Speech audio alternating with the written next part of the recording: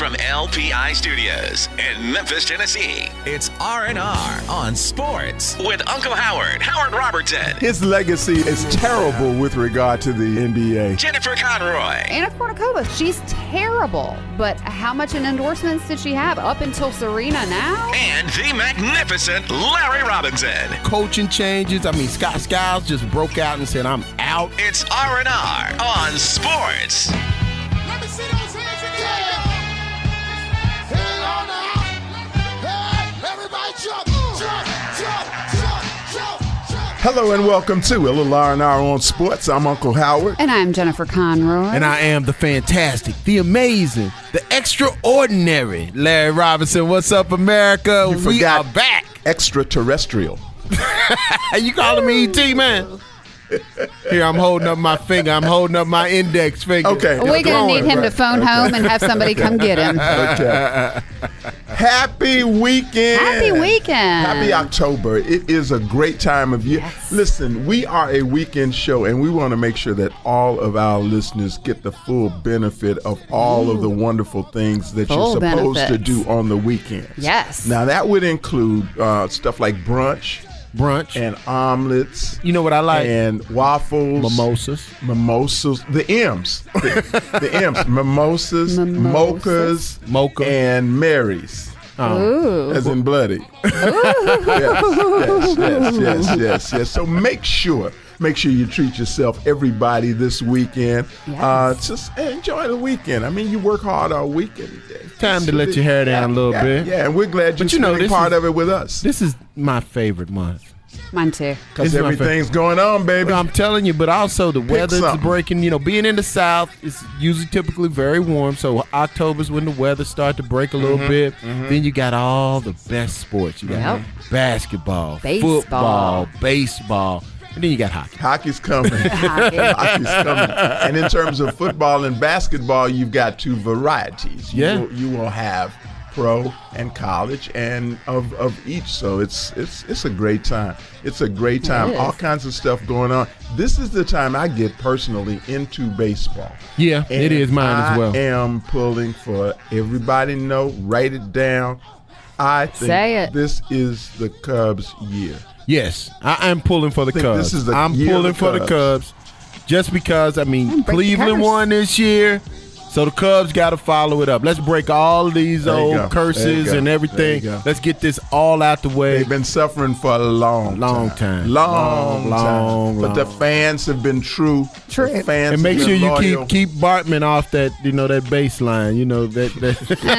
And Chicago basketball is looking nice because Derrick Rose has gone to New York, and you've got Dwayne Wade in a Bulls uniform. Rondo in a Bulls uniform. It's weird, y'all. Isn't that strange? It is weird. You got Zach Randolph on the bench. Yeah, you got Randolph on the bench. You've got Durant and Golden State. You got our guest David West on the West Coast. Yeah. And Golden that conversation is really interesting because he talks about the fact of where he is in his career and how he was able to give up all that money. Because I was like, brother, how you give up $12 million? And then you ask him that too. Yeah. How you give up $12 million? You couldn't ask him anything before you asked him. Come on, man. How you give up $12 million? How you walk away with $12 million? Smart financial decision. Walk away without $12 million. Exactly. But it's a great interview. He's a very, very deep, very heady young guy. And you will stick around and you'll hear all of that. But sports-wise, it is a dynamic time of year. Absolutely. With so much stuff happening. Pick something. When we come back, we're gonna talk about each of them. We're gonna talk about some football. We're gonna talk about some basketball. We're gonna talk about some baseball. Yeah. I don't know what we're gonna say about hockey other than it's coming. It's played on ice with sticks. But but they got a hockey team over in Nashville. They do. The Predators are pretty good. Hockey has kind of started to make its way to the South. It's filtered in a little bit. A little bit. We've got the River Kings in Memphis. Well, they're in Mississippi now. I ain't watching no hockey, bro. Right. Well, stay with us. Hockey, bro. We will be back on the other side of this with more R&R on Sports. Stay there.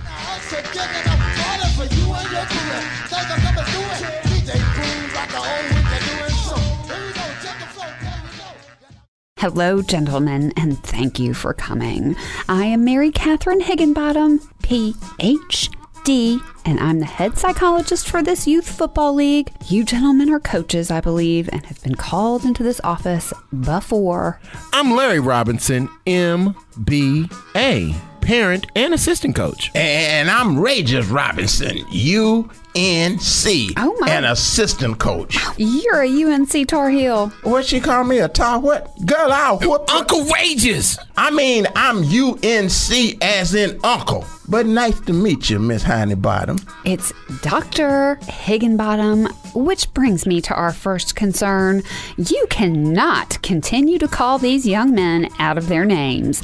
Research has shown, and studies have proven, the use of nicknames is deleterious to building self-esteem and positive self-awareness. I can't believe using nicknames is unacceptable. Well, it is, and especially when you don't even know their given names. Yeah, I do, because I give them names sometimes. I'll prove it. Do you know who Nefarious Jenkins is? That's Nene. That's Nene. Oh, yeah, Nene. Nene, my best pulling guard. That boy sure enough can block. What about Tredakus Brown? Now, that's either Trey. Or is it Day? And there's Nuckjurious Washington. Little Nuck. Whoa!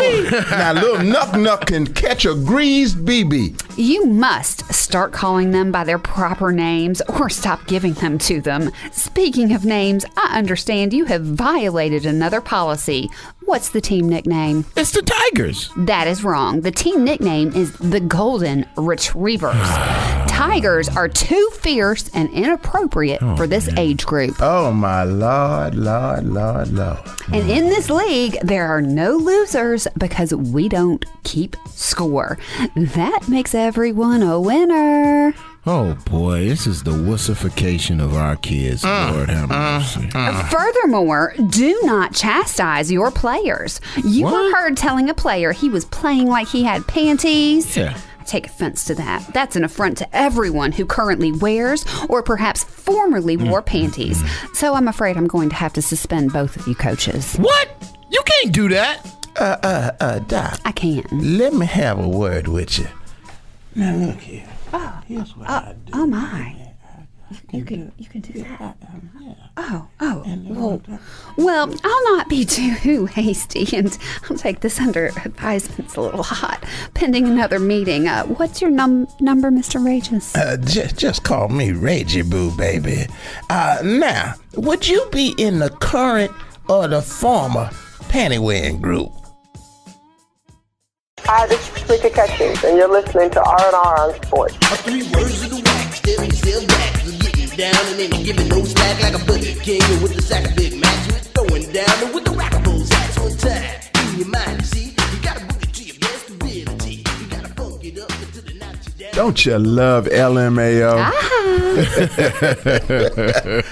All right, we have fun up in here. We have fun all the time. And so much to talk about, as we have said. Where do we begin?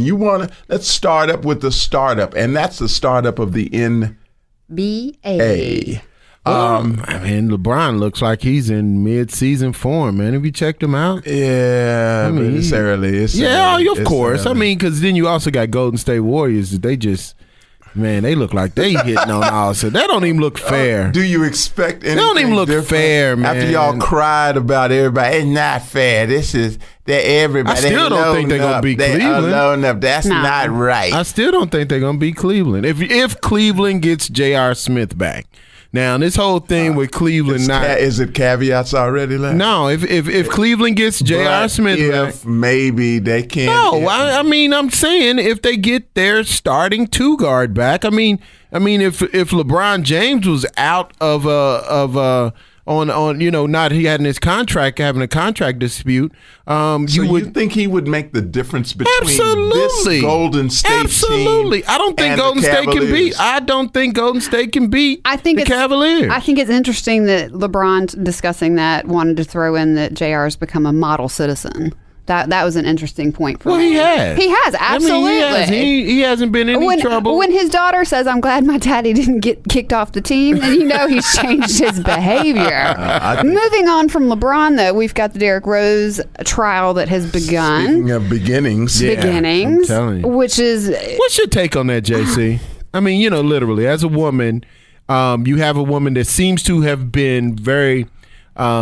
I won't say promiscuous, but it seems to have gone around the block a few times. This wasn't her first rodeo. Yes, and it seems to me... This wasn't her first bull ride. This was definitely not her first bull ride. No pun intended on. She went from bull to bull, apparently, and didn't get bucked off, but she's got some leverage. That being said, the culture that's being perpetuated, especially it seems by Rose's attorneys in the exploration of jury, where he's asking them literally to throw their sexual history out into the court, and are they offended by threesomes? The setup for it. Well, wait a minute. They asked that. Well, yeah. Well, wait a minute. Here's another piece of it. I mean, it kind of reminds me of this whole Nate Parker thing. It's like with Nate Parker, this guy was acquitted. Totally acquitted, exonerated. Tell him who Nate Parker is the writer for the new movie Birth of a Nation. You got a big push of people that are saying they're going to boycott the movie. Actor and writer, exactly. And it's supposed to be sold for one of the highest amounts in movie history. And it's because he had this situation in college. And very black and proud. And with this young lady, and the lady ends up killing herself. But nevertheless, the whole thing is that he was exonerated. He and his partner that had the affair with the young lady, both of them were exonerated. But yet and still, they're being raked over the coals. With Derrick Rose, it seems like this young lady, and I'm not judging this. I'm not making this that she's guilty or he's innocent or anything. I'm just saying that it kind of is reminiscent of the same conversation. Absolutely. It doesn't look good. The history is there. The actions are there. But isn't past prologue? But isn't the past prologue? Isn't it what you've done and shows a pattern? Absolutely. It should, and that will come. Well, he's trying to bring that up. Why does that seem like with women that doesn't seem to fit? It seems like when we're looking in retrospect, the man is still guilty, or the men are still guilty regardless of what the history of the young lady was. Because no is supposed to mean no. And in a singular incident, it's supposed to mean no. But did she say no? So that's where if she's incapacitated, does she have the ability to say no? How can you say that in retrospect? Right. And that's all I'm saying. But anyway, I mean, we getting sidetracked on that. This is a sports show. So Derrick's stuff has begun. Yeah. Well, either way, he's supposed to be He's supposed to be innocent until proven guilty. Well, we know that isn't the case anymore. Public opinion, and especially not for a black man. And to note, there is not a single African American representative on that jury. Wow. Not one. Are you serious? Yeah. Oh my goodness. Oh, where? The jury has been picked already? The jury is in place. They don't have one. And it's like six women, 2 men. Are you kidding me? Yeah. And you got 6 women. So it's definitely not a jury of his peers. Absolutely not. Okay. Definitely not a jury. Absolutely not. Right. So speaking of peers, what do they think about Odell Beckham? It's not fun anymore. He's not having fun. He's such a diva. He's the marked man. He is acting such diva. Yeah, but see, his mark is a little lower than say Cam Newton's. Why don't you shut up and just play football, man? I think that's part of the problem. He runs his mouth so much, and the trash talk that he's a beautifully talented kid, but his trash talk is that of a sexual nature, and that doesn't belong on the field. And if you add to that the dancing, and if you add... He acts very effeminate. I understand. Teammates popping up out of hot tubs singing sexual healing. And the problem with that, Larry? No, I mean, I'm just saying the diva behavior, the comments that he's making, and then the diva-ish actions around the field and in interviews. I just think it really doesn't speak well for him, especially as a football player. I heard that the referees have already been alerted to be on high alert for possible, repercussions of people trying to get him bad hits. I wonder if the fame, because he made one super catch, and it's like his fame meter just shot out the roof. But he's also been pushing it on social media. It's definitely been a look at me, and I got. But the I'm swag, saying, but that and was look who I'm after. hanging out with. But that's after the fame. That's True. after he made the catch, and then when he made the catch, he got all this fame. And here's a guy that was relatively unknown. True. And I wonder if the magnitude of the fame and attention was so, it just caught him off guard and literally has caused him not to really be able to handle it well. You know what? I think that in his own little mind, he has elevated that action, that catch, to one of the greatest of all time. I mean, we're quick to talk about the greatest, the GOATs, the greatest of all time. That was an amazing catch. Okay, but it was one catch. And you got to back it up. And, you know, he does. He did not make a career. I mean, but he's a great ball player. I mean, and that could go to your head. And I believe that's the problem. That's the problem. He started reading the press clippings. Listen, Clemson and Louisville. Amazing game. Let me tell you. And I, watched it. And I must say that I have changed recently, like 15 minutes ago, changed my opinion of James Quick, who is the receiver with seconds left, a 4th and 12, I guess, something like that, 4th and 20, 4th and 12. They had to get to the 2. He caught the ball, and instead of going, I think if he had cut in and gone to the end zone, he'd gotten a touchdown, which they needed to win. But he went to the sideline. Now, I understand that there's supposed to be this orange thing there, and it wasn't there, and he thought he had made it, but they knocked him out on the 3. He needed to get to the What'd you think of Lamar Jackson's play? Tremendous. I got a nickname for him. What you got? Snake. Snake. The boy is bad. The boy is bad. And they have an explosive team. Yes. So I think that's he's fun to watch, man. He's really fun to watch. UT pulled another one out too, so they go Hail Mary, come quick, see from behind, come back from behind, and so that was an incredible catch. Yeah, UT as in University of Tennessee. We got a fantastic show. We're coming back on the other side of this with the NBA Golden State Warriors, David West. Man, you don't want to miss this interview under any circumstances. It's a true look into a guy, very frank, very honest, and a very intelligent basketball player. Only on R&R on Sports. Go crazy, don't let your body be lazy. I said don't stop the body rock till your eyesight starts to get hazy. Clean out your ears and you open your eye. If you want to hear the music, just come alive. If you don't know how, get ready to learn. Cause Cosmo's taking his turn to burn. Take the C and O in the C, then you add M-O and the freaky D. It don't matter if you're black or white. You sure you're white? I'm not so sure. I can't verify. I seem to be reflecting the light. You seem to be absorbing it, and together we have Jungle Fever on the Blue Ball Sports Show. Powered by the Kazuki Network. Hello, everybody. This is Tim Brown, 2015 NFL Hall of Fame inductee, and you are listening to R&R on Sports. And West knocks down his 4th field goal. Is West finding Hill baseline for 2. And David West continues. 27 points, trying to close this series out. Tonto, jump on it, jump on it, jump on it.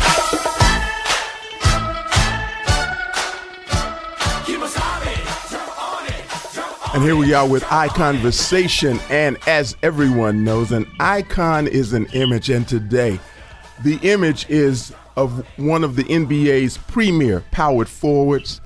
We are happy to have with us of the Golden State Warriors, Mr. David West. David, welcome to R&R on Sports. How are you doing? Thanks for having me, man. Glad to have you. Man, I'm not used to hearing David West associated with the Golden State Warriors, man. Well, get used to it. That's really weird, man. Get used to it. It's the reality. It is the most stacked roster in the NBA. Hey. I'm a little intimidated. Hey. All right, well, we let the old man start first, David, so go ahead, brother. Go ahead and get your question out, man. I'm about tired of you and this old stuff. They gonna hear some furniture moving up in here. David, we're glad to have you. We normally start with the journey, the path. Talk to us a little bit about the young David West and your journey to the NBA. All right. Well, I mean, my journey was, I don't know if it's any different than anybody else's. Obviously, there's some unique turns and twists, but I was born and raised in New Jersey. My mother and father raised us in a suburb outside of New York City. We were... What was the name of the suburb? Teaneck. Home of the Isley Brothers. Yeah. Right. So we, was born and raised there. That's where I got my start. And then in my teens, we moved south, moved to North Carolina, moved to Garner to be closer to my Asian grandparents. And I played ball a lot, when I was younger. But, as I got older, it became something that I felt like was going to change the direction in the course of my life. So really got down to business in Carolina, ended up at Xavier in Ohio, having a pretty good career there.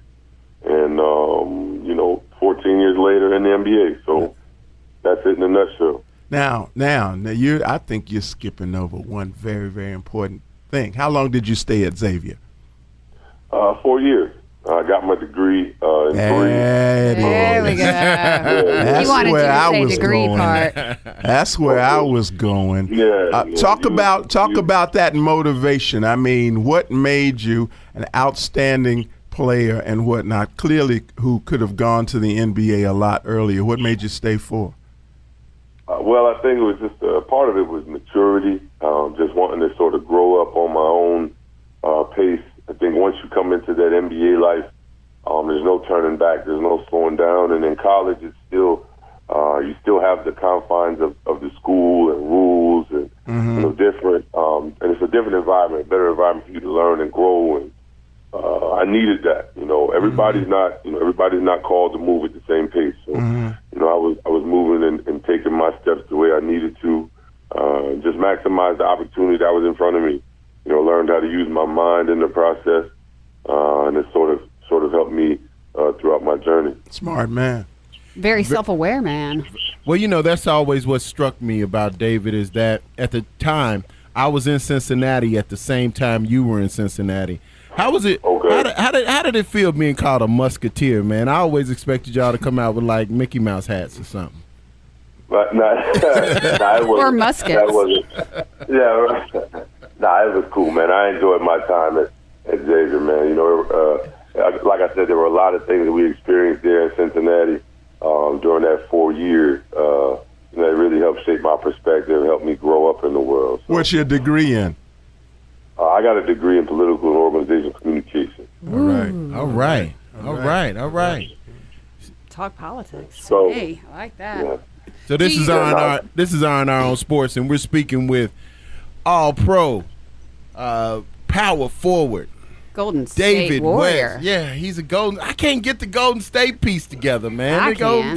Do you find that rookies coming into the league now lack that maturity on a grand scale, especially financial maturity, with the market the way it is? Yeah, I don't know about now. I think when I first came in the NBA, I think everybody we had this inside joke where we talk about the way the parking lot looks. So, like the early 2000s, I came in you can tell who the rook is and who the veteran is.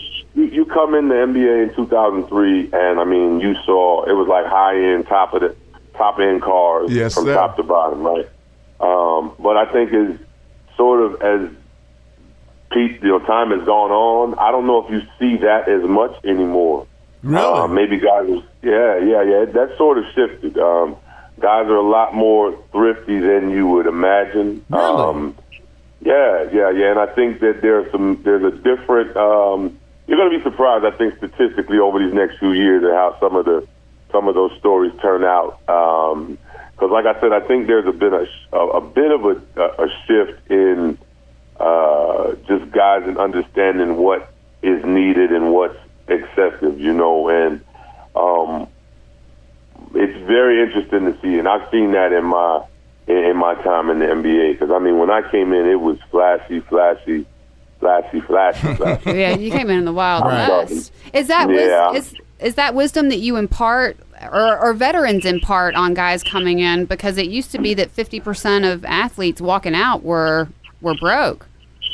Yeah. Now there are guys. Again, I think there's been a concerted effort from guys to get a little bit smarter. Even guys who, obviously this is a free enterprise system, so you're not going to tell guys that they need to put off or hold off if they've got opportunities to make, high dollars. But there's also a risk in when guys aren't pushed toward education. And so one of the things that, guys like myself, and there have been tons of guys before me who have tried to do, is at least change the environment inside the NBA. You know what I mean? Mm-hmm. Change the everyday environment, change the conversation. And I think that's what's uniquely different now than from when I came in, because I think guys are a lot more willing to talk about certain things. Guys are a lot more interested in being a little bit more diverse than they have been in the past. And I think that's a different story that maybe is not as obviously it's not as attractive for people, and it's a more boring narrative. But you will find there are more programs in place now to help guys better develop their money. And those programs are not in place when I first came in. So yeah. This is R&R on Sports, and we're speaking with two-time NBA All-Star, Golden State Warrior, David West. When I think about all the things in the money and the opulence that goes with the NBA, I never could imagine somebody walking away from $10 million plus. Tell me, brother, how in the heck do you do that? How do you say, no, I need to go over to this team and play for $1 million versus $12 million? I think it's a process that I've prepared myself for. So I'm somebody that when I first came in the NBA, I said, let's set out a 10-year plan. Mm-hmm. And this 10-year plan was to make sure that after 8 years, that if I never got another contract, we have a financial, stability to sort of practically continue on with our lives or whatever. So that's what we started from day one. I remember the first day I signed my rookie deal, I talked to my financial advisor, and we talked about planning and preparing like I would never get another contract with that first rookie deal. And so being able to put the strategy down early, and then being able to sort of adjust, as time has gone on, I always said I wanted to be in a position to make basketball decisions toward the end of my career. And after 4 years in Indiana, I thought we got the most out of what we could. And I had you have to have a personal conversation with yourself. For the bulk of my career, I'm the number 2 guy, number 3 guy on my team, right? Either first or second leading scorer. And then you get to a point and you say, okay, David, you've got to take a different role in order to get yourself in a position to win. And so I'm saying to myself, okay, you can't be the second or third option on the team that's going to compete for a championship. You got to have a certain level of understanding about who you are and the way the game works. And so with all that in mind, and then knowing that we've got a good financial foundation, the money becomes obsolete in terms of your happiness, in terms of your mental attitude, in terms of your approach that you want to have every single day when you wake up. And for me, it was like, okay, you got 4 years. When we signed a deal in Indiana, I never intended to pick up that last year anyway. I think in this type of environment, right, in this society, I think everybody clamors toward what we need right now. Now,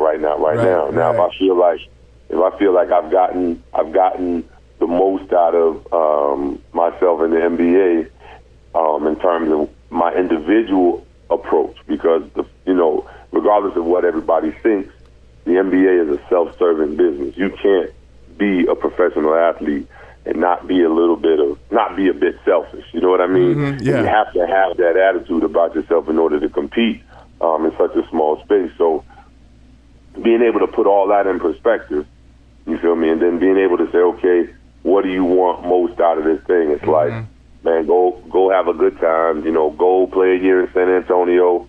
An organization that I thought about, from day one in terms of when I was a young kid. That was one of my favorite teams. So having an opportunity to play there, and then obviously having a connection with Golden State. Steph and I have the same representation. So, it was a no-brainer to come here when once KD signed here, just having the opportunity, knowing that they wanted me to get on board, and then KD reached out. I was like, man, let's go out here and just have a good time. They started recruiting. We got to get back to this. We got much, much more with David West on R&R on Sports right after this. Like Kimosabe, of course it's me, a better known as the Master G. I'm fucking in squad, sense the danger, when it's done about the rapping ranger. Had a little talk with my mates. Hey, this is Dr. J. Hi, this is Tweeka Ketchum. This is John Hollinger, Vice President of Basketball Operations for the Memphis Grizzlies. Tim Brown, NFL Hall of Fame inductee. You are listening to R&R on Sports.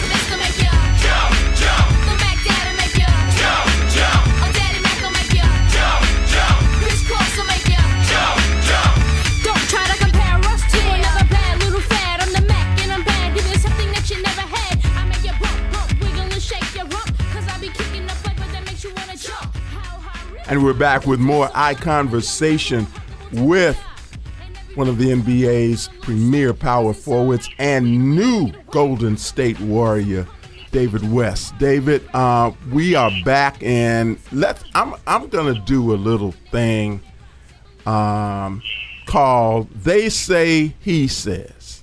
Okay, you are the he. So they say, Golden State's loading up. Everybody's going over to Golden State. I mean, they just trying to get a ring, and everybody hating on LeBron. Hating on, they just trying to beat the Cavs and all of that. He says, and that he would be you. What do you say to that kind of reaction? It's a game. It's the NBA. You got to put yourself in the best possible position to win when you have an opportunity to do so. Mm-hmm. Everybody does that in business. So to not do that in business, to not do that in your everyday walk, I would question your intelligence. So your phone rang one day, right? Mm-hmm. And who was on the other end of it? It was Steve Kerr, the person who's responsible. Really? Nice. Okay. All right. When I say to you Muhammad Ali, what thoughts come to mind, David? Well, I would say, first of all, a champion and someone who had great perspective and great courage in a time where death and this sort of brazen attack on black life was even more polarizing at that moment than it is now. And he stood up through that. I like to watch some of his old interviews because he gives great insight as into where we were at one point and where we are now, and whether or not we've made a whole lot of progress is for all of us to debate, I guess. But he's someone who was a great example. The one thing that I find most intriguing about Muhammad Ali and the total experience that he was for everyone is that when one of the things he said about Malcolm X is that he regretted, or one of his regrets was that he turned his back on Malcolm. And for me, that's a very, very powerful thing, because we understood that, the power of Malcolm, and for him to humble himself in that way, because we understood how vulnerable Malcolm was left when great people like Muhammad Ali sort of walked away from him. For me, that was a great moment in terms of solidifying who Muhammad Ali was in jest. And there are other people who haven't been as humble. Yeah. Okay, real quickly, I want to go two more. Barack Obama. Give me something quick on Barack Obama from your perspective.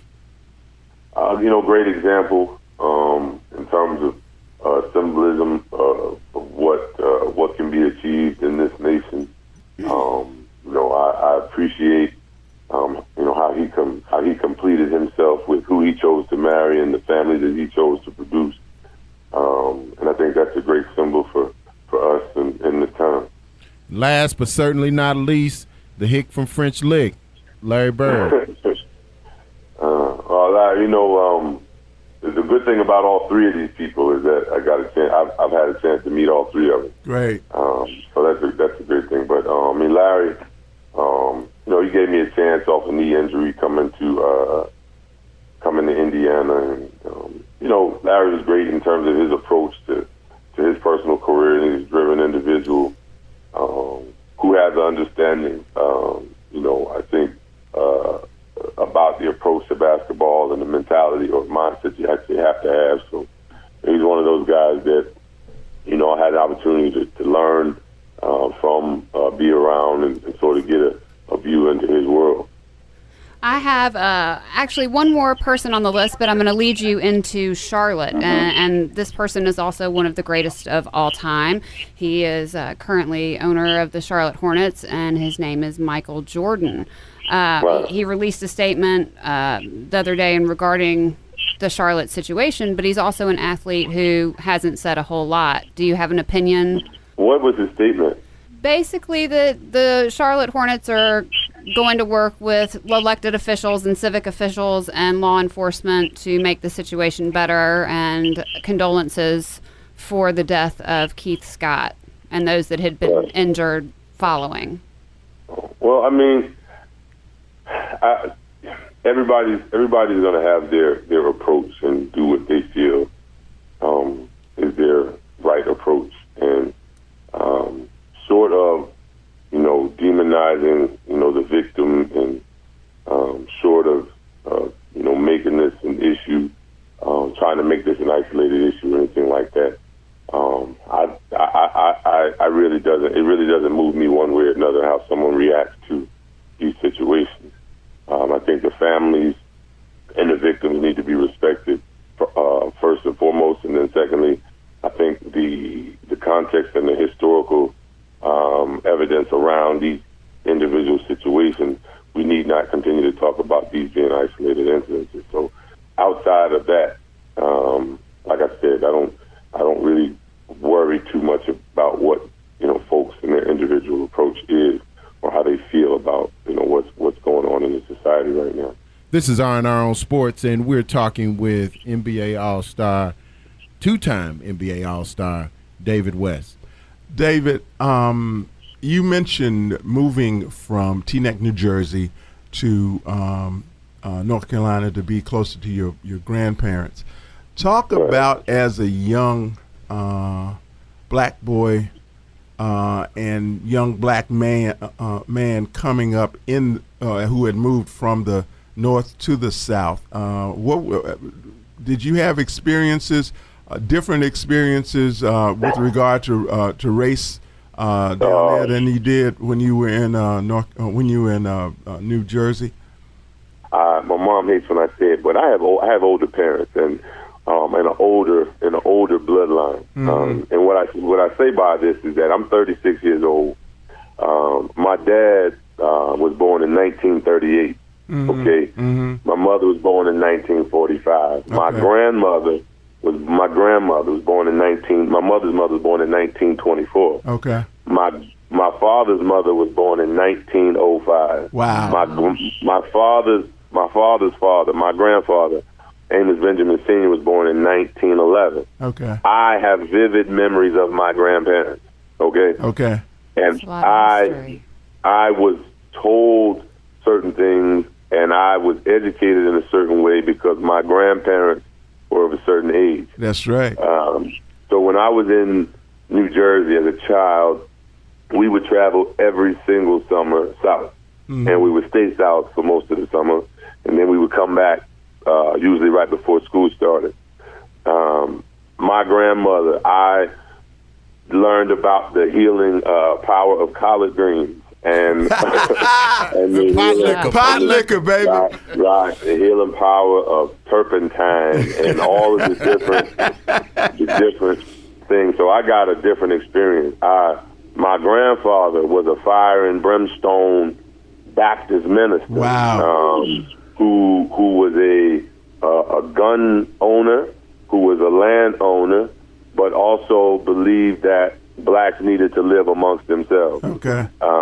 He lived down in Rocky Run. The family was between New Bern and Mount Olive, so I got a bit of it. My mother and who she was. My mother became a very religious person. My father took hold of religion, and I was raised in church in Brooklyn, New York, in a Pentecostal church, and I got a certain education there. And when I was 9 years old, right up the street from our house, officer by the name of Gary Spaz shot a young brother by the name of Philip Pinnell in the back. And I was 9 years old when I first dealt with this. Philip was that situation changed everything for us. In terms of all the kids on my block, we joke about it now. All of us are woke in terms of having an understanding of what is going on, and a lot of it was because Philip happened to us when we were 9 years old. Right. And so it was the same incident. Philip was shot in his back. He had a weapon on him. There was a story about him reaching for the weapon, but obviously the forensics showed that the weapon was in his waist, never discharged. He was jumping over a fence and was shot and gunned down. So the experience for me, having my mother being a very light woman, my father being a very dark woman. My mother, at times, folks couldn't tell whether or not my mother was a white woman or a black woman. My grandmother, her mother, was the same. One of the most vivid memories I have was when my grandmother moved. My grandmother's in Orangeburg, South Carolina. Our family's originally from Orangeburg, South Carolina. I know a lot about my family's history. Right. But my family's from Orangeburg, South Carolina. And my grandmother had moved back from New York to Orangeburg, and we hadn't visited her yet. And so she was there for a few months, and then we finally came down. Now, my dad is a country black, okay? So explain that to folks now. Explain that. That country black is the sun. When the sun hits you, right? There you go. You work outside. It works your skin a certain way, and it looks almost like there's a grease coming on you. That's how my dad is. Look here, ain't no question about him. It might be a question about your mom, but ain't no question about your dad. Right. So one morning, my dad used to like to get it when we went south. He'd always start out in the yard. So one morning, he jumps up and he's out in my grandmother's yard, 6, 7 o'clock in the morning, and my grandmother's getting her work done. And we had gotten to the house. We had arrived. A lot of times we arrived south in the evening. So we arrived probably 11 o'clock, 12 o'clock that night before. He gets up right away. He's out working in the yard. We're sitting at the table having breakfast, and my grandmother's in the window, and she shared a window. In the South, the ladies, the kitchen windows share each other. So in the morning, you can say, hello to this one from your window. So the woman who across her neighbor said to my grandmother, "Hey, Gladys, good morning, good morning." They said, "Good morning." She said, "I'm glad you got some colored help." This is R&R on Sports with David West of the Golden State Warriors. I was about 12 or 13 years old when we were sitting at the table, and my mom looked and I looked, and my grandmother said no, and she got down and went next door and explained that was her son-in-law and that she would be seeing her little. Because me and my brothers, my younger brother's pretty dark-skinned as well. And so that was like, I've had experiences like that. So that has sort of shaped me and my worldview and how I view, the environment that's going on today. The new Golden State Warrior, we want to thank you for letting people who knew what you are, who you are.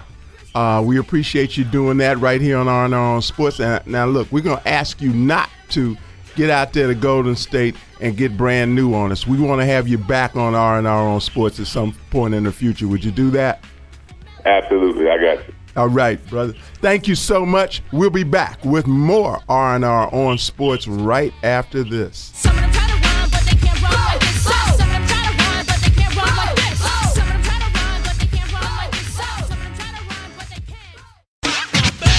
And we are back. Before we say goodbye, sayonara. Y'all know holla at you. Go through this every week. Ciao. What did you say about prematurely? Yes. Well, I just want to say bye to folks, man. And that's never a good thing. You want to say bye to people in their language that they may hear it best, their native language. Guten Tag. So you can only go about 2 languages deep. Right. Well, that's 2 sets Not of people. Not counting Pig Latin. Or Ebonics. Ouble. He don't even know.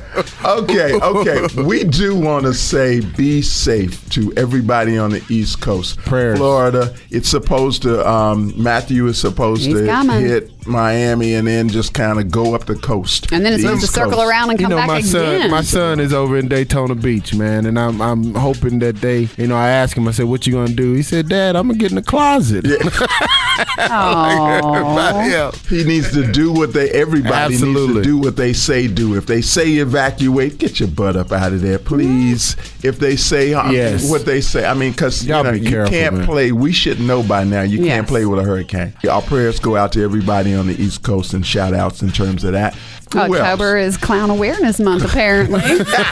We're going to need y'all to put the noses and feet back in the closet. So we're going to mess around and have like a whole group of clowns shot on Halloween. Pretty much. I hope innocent clowns don't get harmed.